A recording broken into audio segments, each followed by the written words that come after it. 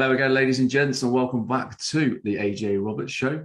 Today, we are very fortunate to be joined by none other than Dr. Dave Cartland. He is from the very southwest of England, as he currently resides. Dave's a GP and a former biomedical scientist. He's had a bit of a journey over the last 2 years, and he's here to share with us today exactly what that journey has been like as he's beginning to be somewhat shunned from his profession, as he tries to alarm and awaken people to the dangers of what we're facing now with these current medical interventions and the level of coercion being seen by medical professionals and establishments all around the country. Dave, welcome to the show, my man. Thanks for having me. Awesome stuff, mate. So you've been a GP for quite some time now, and I've been fortunate to have quite a number of GPs on the show. But outstanding individuals, very high credentials, come from fantastic backgrounds, and the main sort of similarity is the will and the want to really help people. And I know from looking at the interviews you've done recently, and that fantastic blog that you did, you explained exactly that, and that's always been in the forefront of your mind.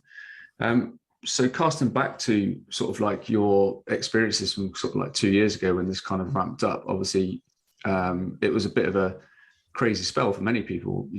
Everyone's got their own sort of individual journey, but I mean, you personally saw a friend pass away, which then sort of led you down the route of wanting to explore like what these COVID vaccinations were about. If you wouldn't mind, obviously explaining a bit about your background and the start of your journey over the last couple of years, mate.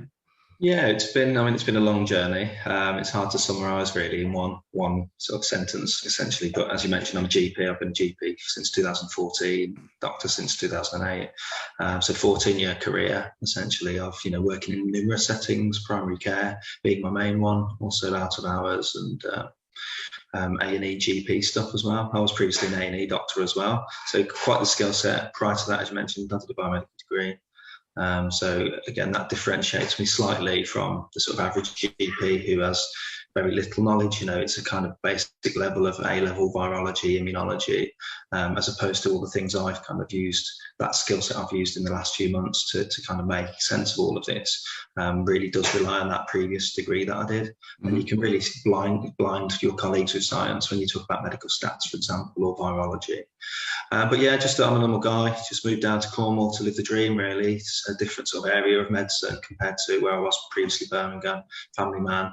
And yeah, just the first period of time in all of this was a time of observation. As I've said in other interviews, I'm not only a doctor, I'm a dad, I'm a husband, I'm a human being, and I was subject to all of the scraping off of people from the Wuhan streets, Italy, propaganda, call it what you like, or just the subliminal stuff that was happening in the media. And pretty much overnight, our practice of medicine changed.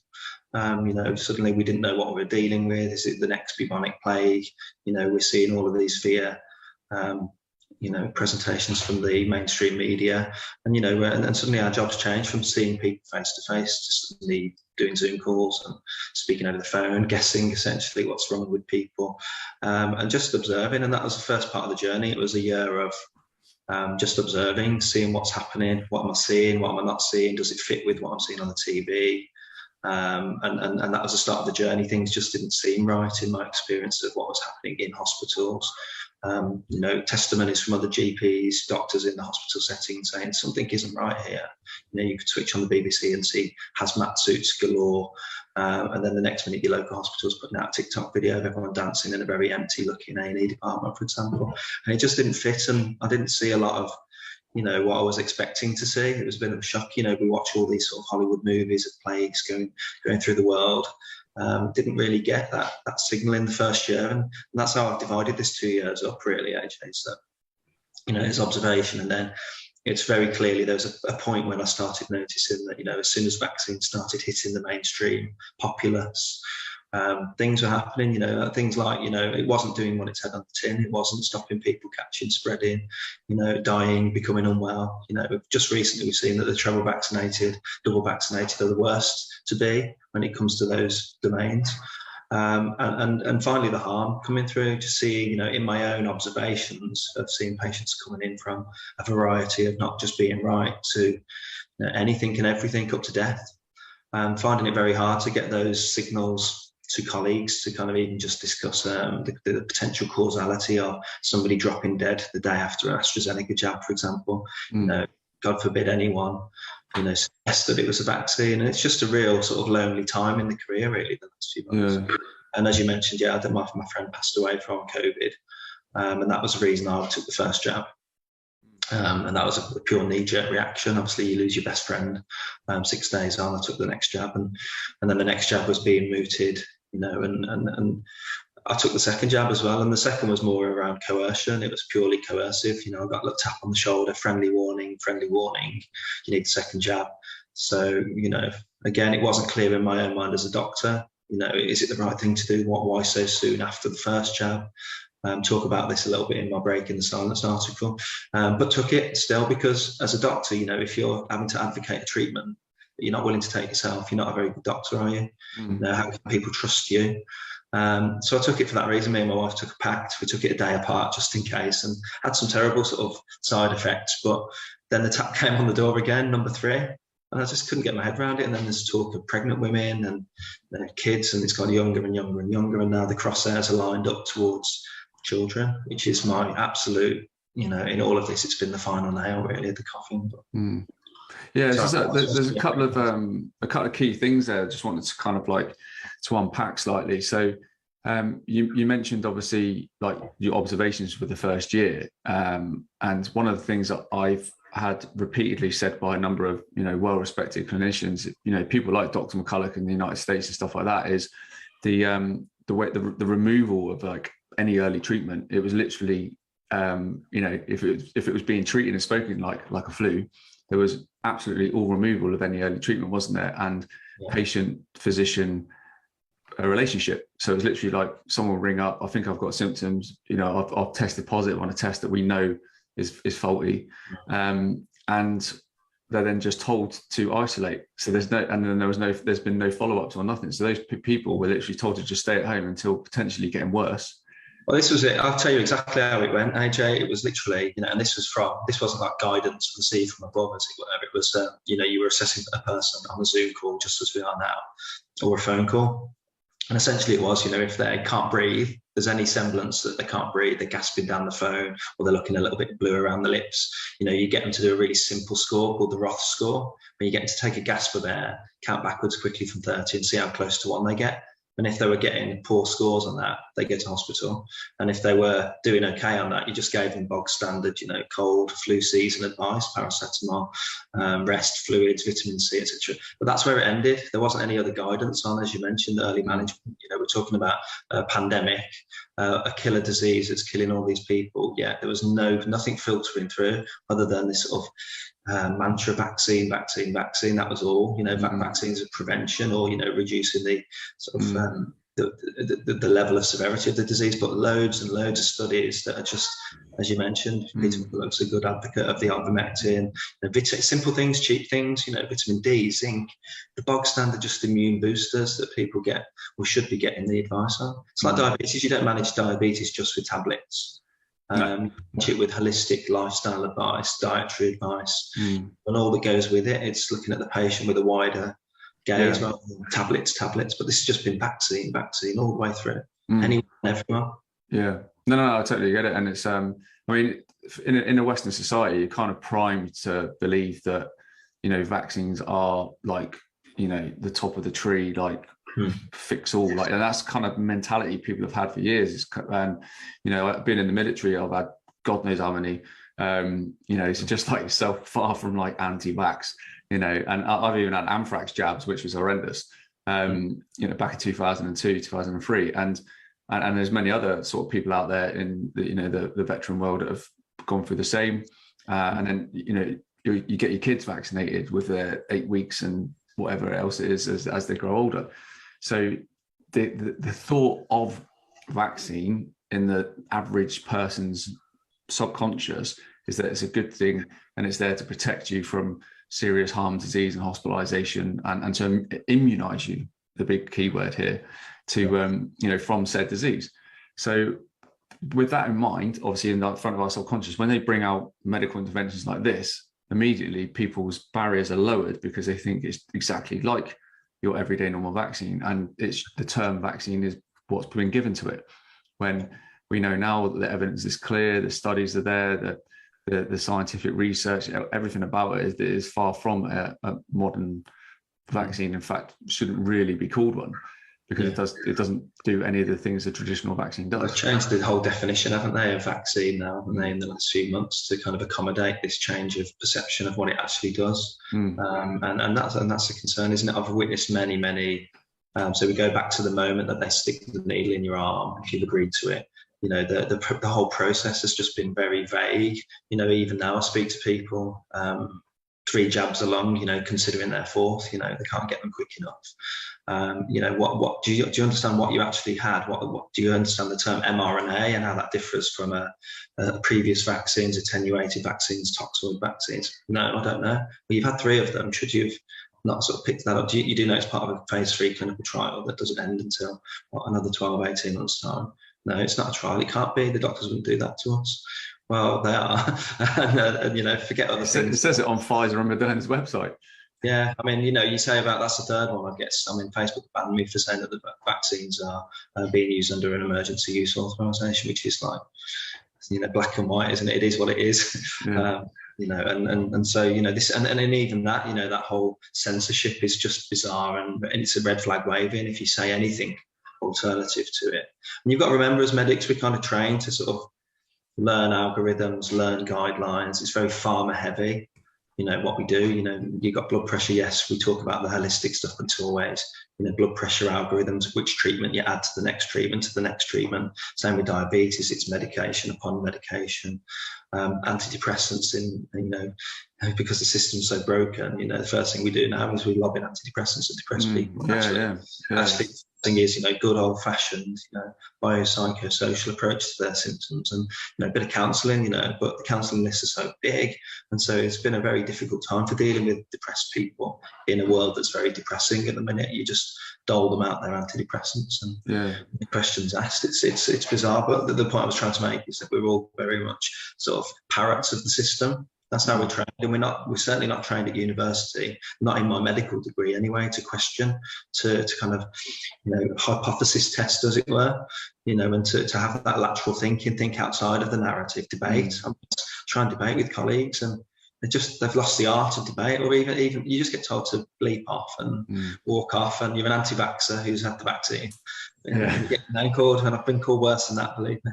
Yeah, and that's a really, really key critical thing that there's been a lot of discussion about recently, and I know I've been having many conversations with medical professionals about like the actual training that they've had, and I've spoken to a lot of scientists as well about the training that they've had, like what's been the big heavy subjects that you've had to focus on, because we're seeing so much cognitive dissonance, aren't we, in the medical and scientific world, where these professionals are literally just like almost like tunnel vision, because they're just going fully along with just what they've been taught, and we see it on a smaller scale at school, don't we? We're all taught what they want you to learn. And it's quite a scary thing, really, but you can see how it's all been done by design to get us to this point. It's incredible design, really, when you think about it. We've talked, I think you've had other interviews about sort of nudge units and the sort of suggestion spy B and all that sort of stuff. It's been incredibly, rolled out, really, to the point where it's got everyone, but for a few, doctors, the so-called, most academic people, alongside scientists, and you see their blank faces, you see them challenged by Joe Public about, give us the safety data, and you can just see it in their eyes. I haven't got it. It's like almost like a lamb to the slaughter. They know what's coming as well. They know that's what's coming. But I think a previous interview has put it as a buyer's remorse. They've invested themselves into this now. They've done it as a that you can't unjab people, so then you have to stand by what you've done. Well, I mean, for yourself, obviously, who's had the 2 inoculations, is there any sort of protocols that you've implemented for yourself to reduce or mitigate sort of spike protein and stuff like that? Yeah, there's lots of people that are kind of advocating I went on a shopping spree to Holland and Barrett and ran sort of Amazon websites and things to get stuff. I mean, it's all stuff to do with kind of free radical, scavenging antioxidant type stuff, anything that kind of detoxifies the body, really. Remember the guy in Holland Barrett said to me, I was looking for these random things, and he said, we don't often get doctors in here, and doctors don't really prescribe to this sort of stuff. I was like, well, and I mean, their websites, there's protocols that are written. I can refer you to some of them, but I've got a whole pot of stuff that I take in the morning. But Dr. Kat Lindy's got a fantastic one that I published on my website a few months ago, that she was, she had to go through the same process because she had to leave the country she was in to get back to America. So, it's obviously... I was thinking of, actually, I've been sent that protocol. Yeah, it's fantastic. And my wife's had the same issue because obviously she's had the first one when it first came out, like December, January, when they were offering them to healthcare staff, as well as the elderly and stuff. And she had like reactions from hers, and but we're going to test her sort of bloods and stuff like that, see if they're in a much better place than what they were. But it's great that there's doctors out there, and this is one of the sort of the ironic things, is that you've got so many GPs, doctors, nurses, and that speaking out at the moment, coming forward. Members of the NHS 100 groups and UK Citizens and stuff like that, and people shun them. They're labelled this, they're labelled that, but at the same time, they're been through a lot of like the same situations as the people doing the shunning and the blasphemy, and it's but at the same, these professionals are actually going out their way to actually find protocols to help people who have had and been coerced with the jabs and are actually suffering from adverse reactions. So again, it's always coming from like a place of love and empathy, isn't it? And that's what I would say. In all of this, when you get people calling you these names, actually, the sweet irony of it is that we're here to the reason I've quit my job after 14 years of working as a doctor. First thing would be why would I do that? Why would a doctor of 14 years or 24 years experience from A levels upwards do it? What's he seen? He must have seen some powerful stuff to answer with his career. And secondly, we've got to come back from this at some point. Ultimately, it's going to come out. There's no two ways about it. The data is so solidly against the MSM narrative. It will come out. It's a question of when, or they'll put it down to some other sort of random mutant, whatever. And we've got to rebuild the trust. The trust's broken, and that's a pretty sacred part of being a doctor. It's that doctor-patient relationship. There is no other relationship like it. It's very different to anything else, and it's built on trust. And suddenly people are going to realise that, they're almost going to realise, they've been subject to this fear now for 2 years, this narrative for 2 years. It's a bombardment. There's going to be some sort of, we've seen evidence of people's Stockholm syndrome in all of this. We're back to normal, yet people are still wearing their masks on their own, sat in cars, just sat in the corner in churches on their own, walking around shops looking suspiciously at each other with their chunky woolen knitted face masks across the face. It just doesn't make any sense. There's going to be a PTSD syndrome after all of this. And they're going to need doctors that have got some, that were willing to, we should be the future. And there's a lot of us, as you mentioned, there's a lot of us. We're made out to be marginal. We're made out to be sort of COVID lunatics. There's lots of us, and we've all got a coherent plan, and the plan isn't to sort of make anything from it. It's to just inform people that, like anything, any debate whatsoever, there's two views, and it's just very suspicious that other view is so suppressed, to the point where people are having to cancel themselves, leave the profession. The amount of people, AJ, that I get that are contacting me now, saying, "Oh, you're so brave, your integrity is amazing. I've seen this, I've seen that. Yesterday, somebody came into A&E and can't possibly have had a heart attack. He was only 15, but he had raised troponins. I can't believe what I'm seeing. And he had his jab last week, but I can't tell anyone because I don't want to lose my job, and I've got a mortgage. And I took my third jab because I was going to lose my job. I didn't really want it, but it's utterly... What kind of world is that, though? I mean, like everything you just said there. Like anyone listening, it's not a world that I want to continue in terms of working in the NHS, sense of resignation. Why would I want to work amongst these people that are they've forgotten their ethics, they've forgotten their duty of care, basic ethics like consent and autonomy of the body. Many, many times in my career, people choose against my best advice, and I have to accept that's the crux of medicine. It's the crux of medicine, but it seems to have been forgotten by far, far too many. And I'm talking about, I'm a very small minority in Cornwall. Well, I'm probably one of the only ones. It's a very lonely time, lonely place. But, I've been shunned by really good friends, really good colleagues. No one's been to the door. No one's seen how I am. very odd mentality. So we talk about a duty of care. We've got a duty of care to each other as friends and family, let alone, and colleagues as well. Absolutely. Very weird. Yeah, I think duty of care is such a powerful phrase because there's so many, there's so many elements to it, and it's gone missing in so many key areas. Like, so I touched on it there, where someone believes they may have COVID or COVID symptoms, and they're just told to just isolate at home. There's no duty of care there. There's no follow up. There's no, early treatment. And especially another bad thing that I've seen, and, like yourself, I've been getting countless emails every day and DMs across social media, examples of people that have suffered from the jab, and then suddenly, because they've suffered from it, they're actually then asking questions, but the medical professional will refuse to correlate it with the actual vaccine itself. There's no, you can't even mention it. I mean, I've seen real cases of people the day after, 2 days after, brain clot, death, weird immunological manifestations, everything and anything, from, like I say, just not feeling right to death. And I've seen it. And to get the causality from a doctor, people come to me for a second opinion just of late because they've been told, fobbed off, essentially. I'll just summarise it as fobbed off. Yet they had the jab 2 days prior, or even that very same day, and had a reaction. Is it anything to do with the jab, doc? Oh, no, it can't be. Well, that, everything's dangerous potentially, isn't it? Walking out in the street, you could get run over, struck by lightning. The cup of coffee I'm drinking, I could choke on it. Yeah. Everything's got some relative risk with it. So it's just weird, this cognitive dissonance, lack of association. And, from the perspective of the public, they've been not only blinded by the science and the one-way narrative, but, it's been a confusing approach, hasn't it? The whole COVID thing. There's never been a consensus from country to country.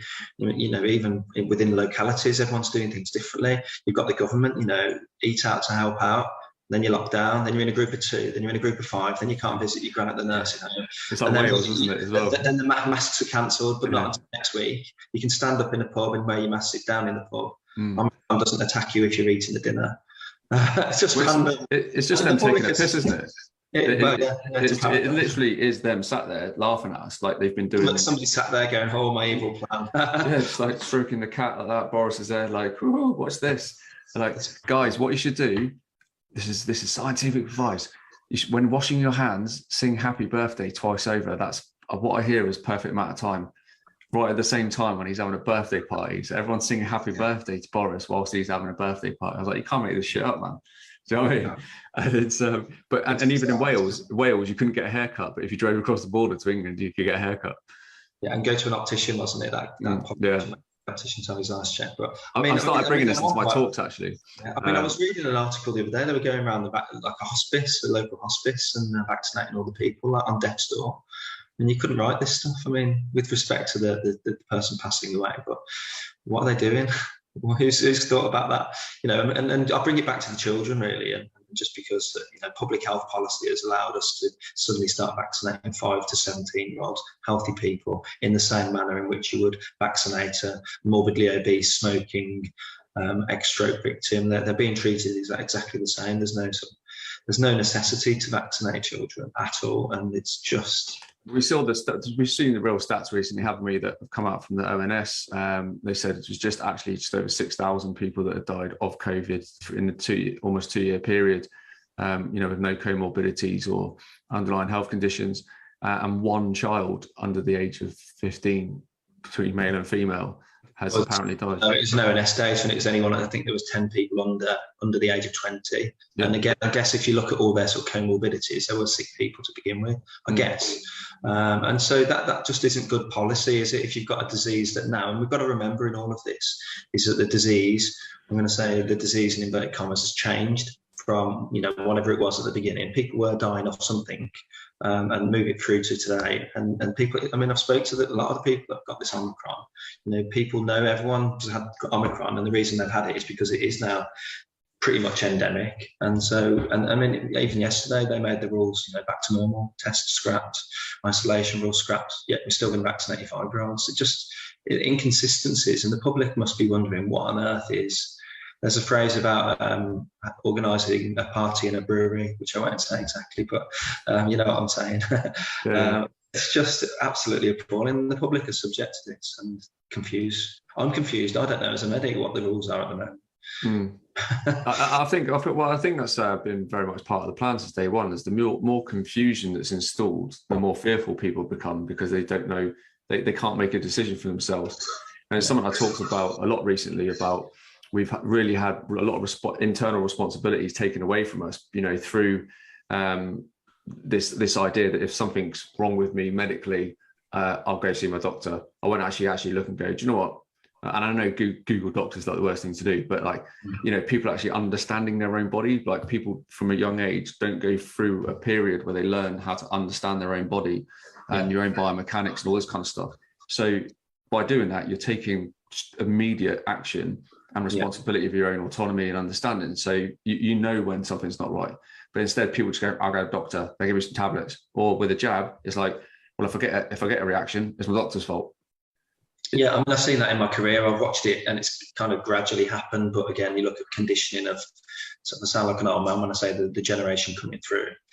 But everyone's conditioned now to have that apathetic approach. You mentioned health there, but in everything, everyone's very, it's me, myself, and I. Everything's instant gratification. We're being deconditioned to all sorts. I mean, all the top movies on Netflix are all, gore fests, horror, apocalyptic. And then, as you mentioned about the horror and the health, people literally now, because they've been ironically empowered, but disempowered actually by all that information that's out there. They want the doctor. They've got a cough. People present 2 hours after a cough now, and they want the child to be seen because their ear was sore. When did it start? Half an hour ago. I got a bad pain in my knee. It's been going on for weeks. Have you took a pain relief? No. I just want to know what's wrong with it. I've Googled it and I've got a knee tumour. And this is disempowering, ironically. And this is what we see now. People want that instant gratification in terms of, their own health. People don't try the old-fashioned, medicine cabinet that I used to have even when I was a youngster. You'd ring your gran and say, what would you use for this sore throat? And she'd come up with some whiskey-based, honey-based elixir that would knock you out. But my granddad did the same. It did me no harm, really. But well, if you look at their lifestyles, so I talk about my granddad quite a lot. He's like one of 15, 16 children, grew up on a farm in Canada, New Brunswick. They lived off the land, and even post Second World War, when him and my nan resided in the UK, very much lived off the land. And it wasn't until their later years where they lived in an apartment in a war memorial home that they sort of tended to eat out more, eat more microwave meals and stuff like that. And they always talked about, how they lived off the land. And my granddad always said, if you feel a bit fluey or got a bit of a cold, he said, have a few shots of whiskey, just to the point where you can feel that you've had a drink. And then the next day you wake up right as rain. And I was like, that's good. That's what I used to do, with a bit of lemon in it, and I used to be fine. Obviously, I wasn't doing it when I was 7. I was a bit worried for you then. Maybe 8. But like there's things, like the Vicks on the feet, that sounds like a completely ridiculous thing to do. Get some Vicks on your feet when you got a car the very next day. It's as good as whiskey. So on the subject of this, obviously there's massive amounts of scope here for so many people to start actually learning about like real natural and holistical health. And I did a video yesterday which talked about the importance of, for me personally, like not focusing too much time on like trying to wake people up to what's actually happened in the last 2 years, but actually looking forward, how can we empower communities to really get to grips and understand the importance of holistical natural health away from this pharmaceutical giants who just want to keep you sick.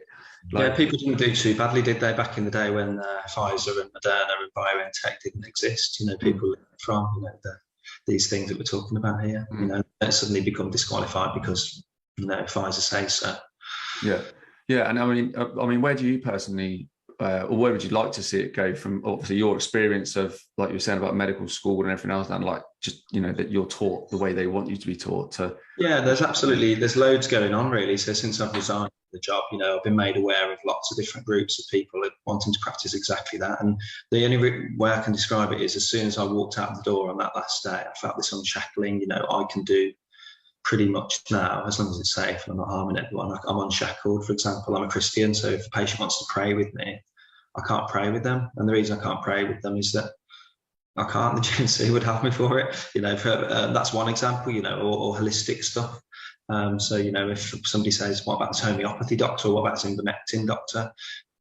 Anything really. And you have to think within that box, and you have to imagine that you sat in front of the GMC council, having the book thrown at you for it. And that's why I feel unshackled. There's lots of people do. We've got our generation now, and I really feel for that next generation, sort of teenagers up, that they're sort of living this Red Bull driven, Netflix driven, instant gratification, very self-centered approach, and they need to have some help and support snapping out of that. It's hard enough for adults, but these guys have been conditioned by what they're doing on the tablets. And I sound like a right old man when I say that, but I do worry. And that's my passion, to sort of work with that group, because they're hard to get out of this. Yeah, exactly. Yeah, holistic medicine all the way. Yeah, I mean, obviously there is a role for conventional medicine, a massive role, and that's where hopefully my skill set will come in as a sort of fully trained doctor with 24 years experience. But opening my mind up and being allowed to practice with that sort of wider view of things now that previously I've been able to. Yeah, and again, you talked about how we've been, desensitized, and we've got that responsibilities all taken away from us, and as a result of that, people don't understand like just how powerful and amazing the human body is, up until including our immune system, and it's just a phenomenal thing that we have within our own body and our own power that people just don't realise. It's a really phenomenal thing, and we've forgotten about natural immunity in all of this. I mean, I think the stats were that, let me just get it right so I don't give you the wrong information, but I think there was a recent study that says about 88 to 92% natural immunity to Omicron in 12 to 15-year-olds. And that's just incredible. We've got immune systems that will do the job for us. I mean, what did Bill Gates say? It's absolutely incredible statement, and it's a big game changer for me.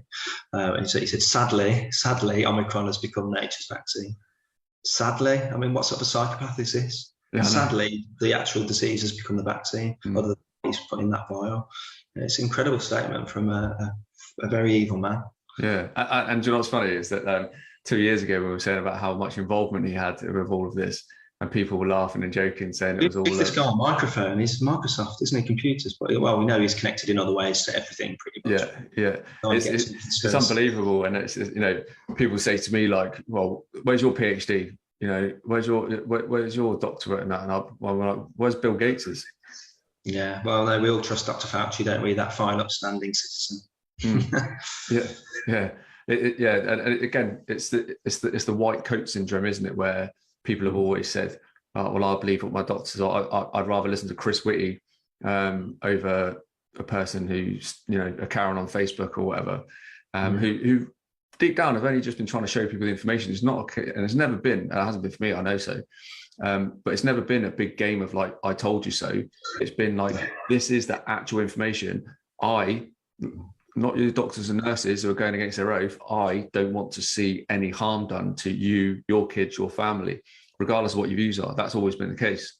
I've said from the beginning, I'll be absolutely 1,000,000% happy to be proven wrong. Yeah. But equally, I'm not being given that counter argument back. So here's this data. Can we look at that? What are the confounders here? What's the alternative way of looking at this?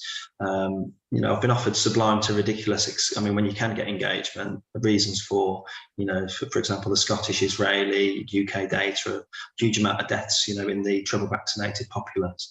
You can't get a sort of answer for that. But, if there is, give it to me. I keep saying in other interviews that, to get rid of these people that are baying for your blood, prove the safety doctor, prove the safety nurse for the jab that you're going to give my 7-year-old child. They don't know. You can see it in their eyes that they don't know, and if they had got it and they didn't know it, they should give it to the patient, because you've got an instant, resolution to the problem there. No, yeah, absolutely right. It doesn't exist. Like I've just heard that advert about get your teenagers boosted. Nikki Kulkarni, one of the leads in the RCGP, saying that go and get your teenagers second jab because it's the best way of preventing harm from Omicron. What utter nonsense! I mean, I have to back everything I say and do with stats. And I expect to do that as a scientist, to give the references, give the peer-reviewed journal. But they can come out with things like that. And another one I heard yesterday: if you're in your third trimester, get your booster because it's completely safe. And it prevents death by an order of 8 or something like that, of death from Omicron. They actually said of Omicron. Now, no one's dying of Omicron. Yeah. Omicron is a pussycat compared to, well, I'm going to say a lion in inverted commas. That's what we've got to remember in all of this. We're going back to normal. We're cancelling isolation and testing. Omicron's a different beast, yet we're still vaccinating children. It makes absolutely no sense. And like we talked about, the statistics just, And the statistics for the harm, no one wanted to call out the harm. No one does. The harm is damning, and it is very clear. I mean, I've used myocarditis because it's very sort of, you're talking about children and you're talking about harming their hearts. So straight away, you've got you hope you've got someone's attention in doing that. I mean, I think the statistics for the Hong Kong study in a cohort of young males was it takes, let me just get the stat right again, I don't want to misquote stats, about 1 in 2,700 jabs. Now, I heard the guy from the JCVI on Channel 4 this week saying it's very rare. He went through the list of side effects. He went through the aches and pains, myalgia, low-grade temperature. And he said there's a very, very small risk of myocarditis. He actually said the N-word, which was quite unusual, and he was a member of the JCVI. And then actually, how is that rare? 1 in 2,700 children get inflammation of their heart. Well, people say, well, that might just be mild. Well, mild inflammation of the heart in a child then. All right, let's concede. Does that even exist? Because obviously Peter McCulloch and people like that said that there isn't a mild myocarditis. Your heart's scarred.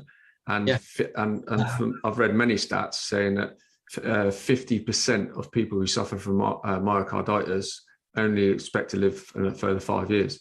I've seen the data. Yeah, I mean, it's damning. And as Peter McCulloch has said as well, it was an obsolete condition. You never saw it. When did you ever see all these footballers, young, fit, top of their game professionals on every sports field up and down the land and the world, dropping down, and no one's talking about it? I know Matt Le Tissier does a lot of sort of publicising this.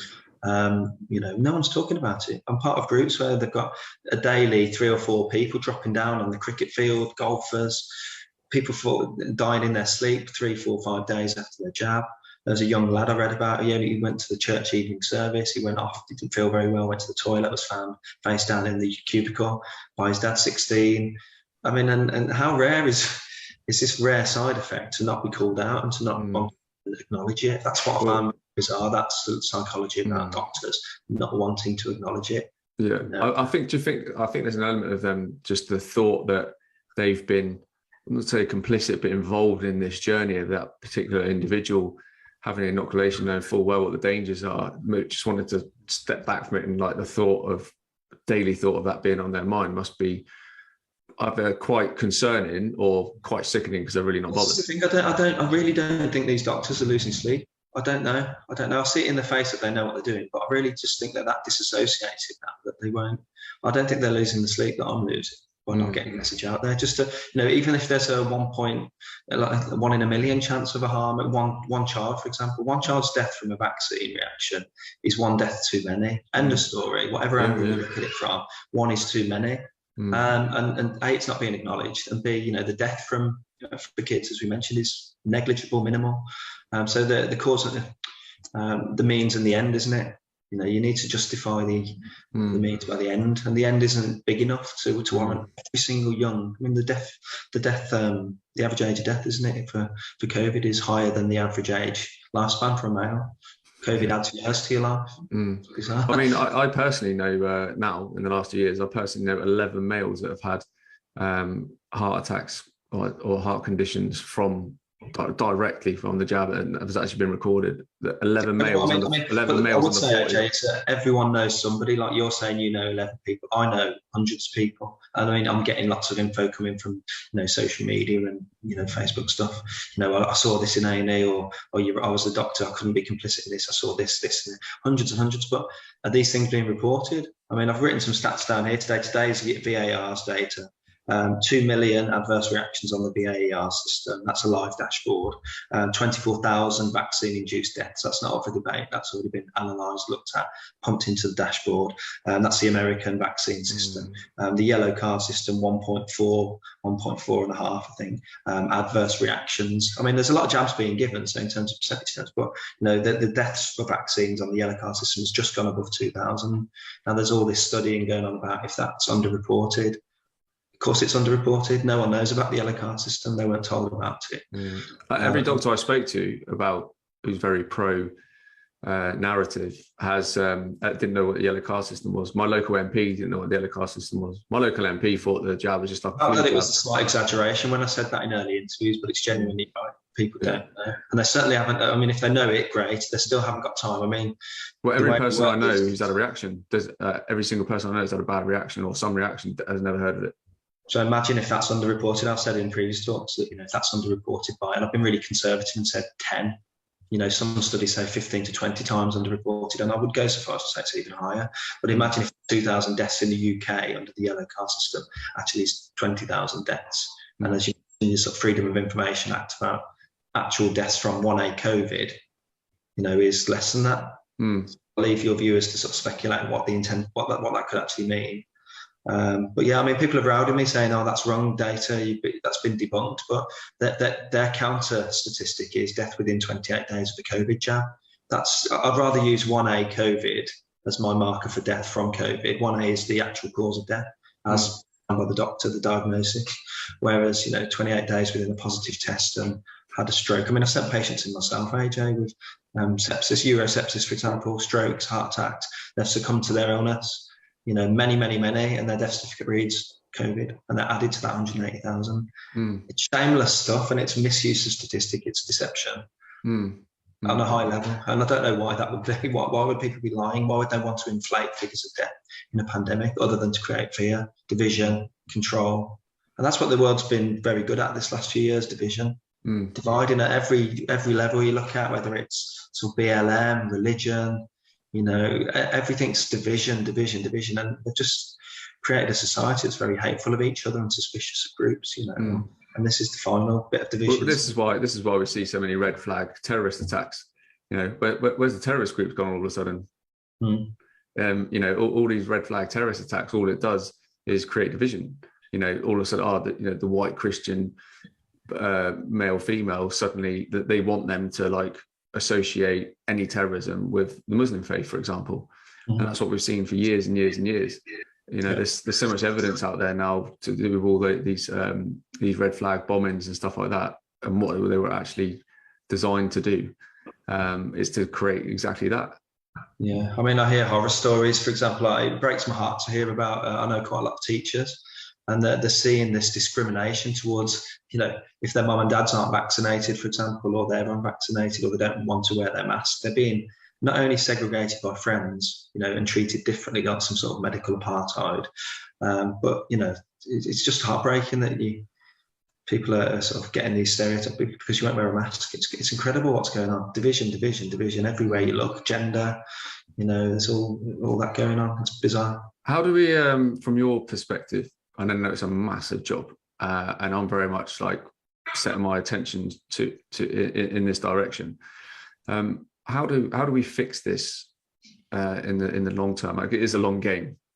It's a long game, and it needs to be. It's a massive operation. So as I mentioned, trust has gone, and that's going to be trust not only in doctors and nurses, but the government, mainstream media. How do you rebuild that?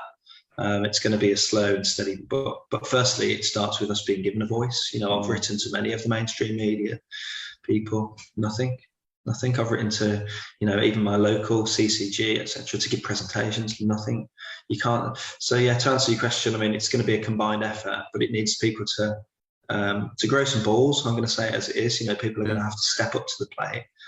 Sometimes it does take a brave leap of faith. I keep saying wars don't get won.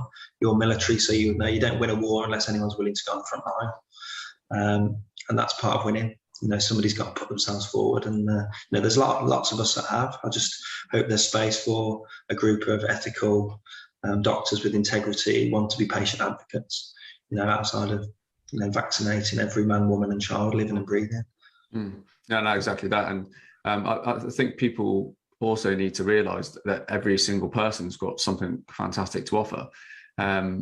Just that little bit of self-belief and just stepping over the threshold, really, and coming to join in what was very likely going to be a much brighter future, because there's not just saying the awakened as awake en masse, because that is growing massively by the day, but I think the amount of people that really want to get involved in actually getting the right information out there. I don't mean just about sort of like vaccines and stuff like that, but about holistical health, natural health, natural remedies, becoming self-sustainable, growing, living off the land, so to speak. So you're not just eating all the processed rapeseed fed foods and, chemical water and sprayed vegetables and that, which is what we all get from the supermarket pretty much. So it's a case of really educating people and taking those grassroots like right back to the bare bone. The key word though, AJ, it's holistic, and that's the whole person, isn't it? It's the whole person, and it's literally from the ground up, isn't it? That, you know, just even self-confidence and what you eat, what you drink, the exercise, and this is what we're seeing in the next generation coming up. They're not doing any of these things. They're fully, I mean, even in medicine itself, it's become very much, it used to be the gold standard of my career, my training was, you had to look at every medical problem from a biopsychosocial perspective. So the bad back, you know, it's got biological implications, pain. Have you got a disc problem? Do you need physio, etc.? Do you need an operation? But then the psycho and social aspects of that has completely been forgotten as we sort of just look in that one direction of medical model, drug. You know, we get limited time with people now as doctors, 10 minutes. That includes the sort of sweeping up after the patient's left, typing up the notes and getting them from the waiting room. You get 5 minutes at best to get a history, examine, come to a diagnosis, make a plan, you know, make a backup plan when we're going to review your treatment if it's worked or not, what to look out for. And you're literally talking at your patient for 5 minutes now. What you add, silly, as you train, you're supposed to give people a golden minute. So, you know, you say, "Hi, Mrs. Jones, what can I do for you today?" And you lean back in your chair and you let them speak. And from that, you pick up the clues of the biopsychosocial aspects of that presentation. And that's what holistic is. And we can't practice holistic medicine now. I haven't got the time. We have to see more and more patients over less and less amounts of time. And that's one thing I do look forward to in the career, as whatever happens next, is I'm going to have time to, I've often said, I haven't got time to care anymore. I haven't got time to care. Empathy, you know, by the 4th or 5th suicidal person a day, we've lost that empathy. How can you have that empathy? We're not robots. So I'm really looking forward to that, being able to spend time with my patients and work with them and explore all of these things, their ideas and expectations from what they seek from me. But you know, that's why I wanted to, that's why I became a GP, to you know, to be their family doctor, you know, that cradle to grave.